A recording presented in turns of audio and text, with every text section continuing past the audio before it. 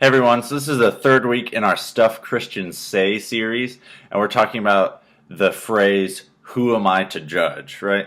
It's a thing we kind of hear a lot. It's the thing that people hate doing, Christian, non-Christian. We don't like being judged, so it's one of the most common complaints about Christians as well, that we're very judgmental people. And that's true for some Christians. That's something they love to do. But it's not something that we're necessarily called to do. Jesus, in fact, warns against it. So this phrase is of the ones we've talked about comes from you can see very clearly where it comes from in the Bible, but also the way that we use it nowadays has something to it that kind of lets people off the hook and de-escalates things when they're doing some really bad stuff, and we should maybe tell people, hey, don't be doing this, right? But the Bible gives us some pretty clear parameters on how to judge people. I think there's like judging people, and we're going to call the other way of it calling people out, right? Like there's judging people in a bad way, just sitting there like, I think I'm better than them, right? Because we like to build ourselves up that way. Everyone kind of does it at some point in time, if we're honest. And then there's calling people out, which is like, you know that something they're doing is going to harm them or someone else, and you got to speak up. And if you choose not to speak up, you're probably not doing something very loving, right? So we're going to dive into it. There's a bunch of scriptures we're going to look at today. The first one is in Matthew chapter 7, and it's verses 1 through 5. And this is Jesus talking, and he says, do not judge others, and you will not be judged. Now, that doesn't mean if you just go through life and they're like, you can do whatever you want to everyone. Like Jesus is, when you get to heaven, is going to be like, hey, it doesn't matter what you did because you didn't judge anyone. It's not exactly what he's saying, right? He says, for you will be treated as you treat others. The standard you use in judging is the standard by which you will be judged. So Jesus is giving us a heads up, and he's like, okay, like if you are really critical of people and you point out every little flaw that they have and you're super mean about it and you just keep on them about it and that's what you like to do, he's like, guess what? When it's your turn to be judged at the end of everything, you're going to be judged by the same standard you held other people to, right? So if you're holding some people, some friends, some family to a ridiculous standard that is not healthy or good and you're being incredibly critical, Jesus is like, guess what? I'm going to do the same thing to you and you're going to know how it feels, right? So that's a promise of his. Not a very nice one, but he's giving us a heads up, right? And then he goes on to say this, and why worry about a speck in your friend's eye when you have a log in your own? How can you think of saying to your friend, let me help you get rid of that speck in your eye when you can't even see past the log in your own eye? Hypocrite. First get rid of the log in your own eye, and then you will see well enough to deal with the speck in your friend's eye. Right? Jesus is just saying, hey, we all have stuff wrong with us. So before you go judging and criticizing other people, you need to take a look at yourself and make sure there isn't some giant thing just waiting to be taken care of, right? Like, he's like, don't be quick to judge other people is what he's saying, right? He's like, yes, you can help your friend out, but make sure that you're doing okay too. But we use that in a bad way too, right? Sometimes people are like, well, I'm not good enough. I hear this a lot. I'm not good enough to go to church. I got to wait till I get better and then I can go to church. No, Jesus wants you right where you are, right? He will be with you and help you wherever you are. And there's never this idea where you're going to just get rid of all the bad stuff in your life and you're just going to be perfect and every decision you make is going to be the best decision that ever happened in the history of the world. It's not going to happen, right? So there's a level of, yeah, you need to check yourself before you go criticizing other people, but at the same time, don't just not help people out because you're like, well, I don't have everything together. You're never going to have everything together, okay? So that's not a prerequisite for helping people out. The next thing we looked at was in James chapter 2, verse 10. We looked at some of the verses around it too in a small group. But I really want to just focus on this one verse. James says, for the person who keeps all of the laws except one is as guilty as a person who has broken all of God's laws, right? So if you keep all of the laws, but you just break one, you're as guilty as someone who did everything, right? So I was like, there's a guy in jail, stole a bunch of stuff, killed some people, did a bunch of terrible things, and you lied, right?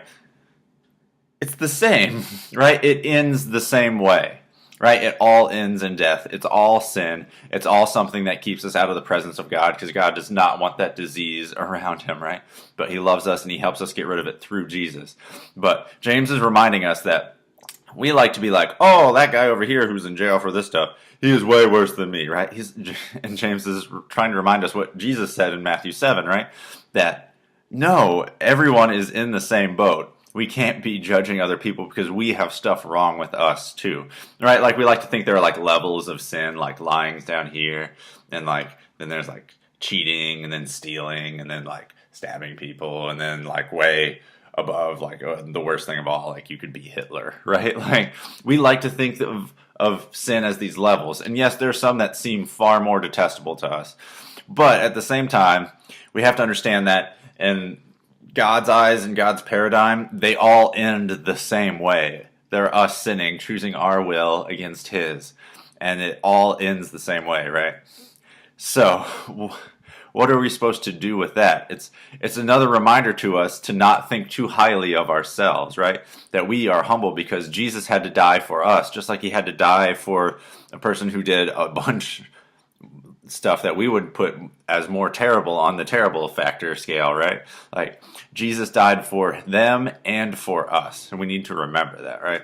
So lastly, we're going to look at 1 Corinthians chapter 5, verses 9 through 13. I really love what Paul writes here. As he wrote to this church in Corinth, and he was talking about people who he wrote them a letter before talking about people who indulged in immoral acts, and he was saying, but I wasn't talking about unbelievers who indulge in immoral acts, who are greedy or cheat people or worship idols. You would have to leave this world to avoid people like that. He's saying, guess what? No matter how long you are on the planet, like if you're on the planet, you're going to run into people who are sinning, right? Like it's gonna happen, right? No matter what it is. And he put stuff in a list too, right? Like that was kind of cool. Like he's like, all this stuff, it's the same thing. Like people are like, well, being greedy isn't as bad as like being immoral or worshiping idols. I mean, that's just no, it's not. He's like, it's all together, right? It's all bad. He said, but you can't get rid of it. We can't run away from it. It's not going to help, right? We have to get away from everyone, which is not what we're called to do. We're called to tell people about Jesus' love. And if we live like hermits in a cave, you can't tell anyone about Jesus' love, right? Like squirrels maybe, but I digress. In verse 11, Paul goes on to say, I meant that you are not to associate with anyone who claims to be a believer, yet indulges in immoral acts, or is greedy, or worships idols, or is abusive, or is a drunkard, or cheats people. He says, don't even eat with those people. So he's saying, not about people outside the church, but people inside the church, people who say they're believers and they love Jesus, but they keep doing these things that they know are wrong, and they act like they're not wrong, right? He's saying those people are not to be trusted, right? Or we at least have to call that out. And he goes on in verse 12 to says, it isn't my responsibility to judge outsiders, but it's certainly your responsibility to judge those inside the church who are sinning. God will judge those on the outside, but as the scriptures say, you must remove the evil person from among you. That sounds rough, right? And that doesn't mean every time someone sins in church, we like kick them out by any means, but it means if we have to ask them questions, right? Like we go up to them, we see someone doing something dumb. If you see me doing something dumb, ask me questions like, Brian, how is that showing people Jesus? How is that getting you closer to God? How is that showing Jesus' love, right? Like, is that a good response to what Jesus did for us? Like, if we ask those questions and the person really loves Jesus, that's going to help them a ton, right? It's not about judging, be like, you need to stop doing that. It's not right. Like, I mean, sometimes that's the way you need to say it to a person. But I love that Paul understands this, right? That there are people outside the church, and we can't act like they understand God's laws and should live by them. We know that we want everyone to, but that's like an outflow of understanding what Jesus did for us, right? Like we follow Jesus and we listen to those commands, we listen to scriptures because we love Jesus and we know He loves us, right? And it's not because like, oh, we got to follow these rules and then you end up loving Jesus. That's normally not how it works, right? He's saying, let those people alone, show them love and grace and mercy, and then once they understand Jesus, God and the Holy Spirit, they're going to work on those things in those people's lives, and they might use us to help our friends, those people who are on the outside, understand. But he's saying we have to make sure that we call out people who say they're Christians and are doing things that they know are wrong and that we know are wrong. We can't just like let it slide, right? He's like, our job is to do that. So the answer, who am I to judge? Yes, no, like a little bit of both, right?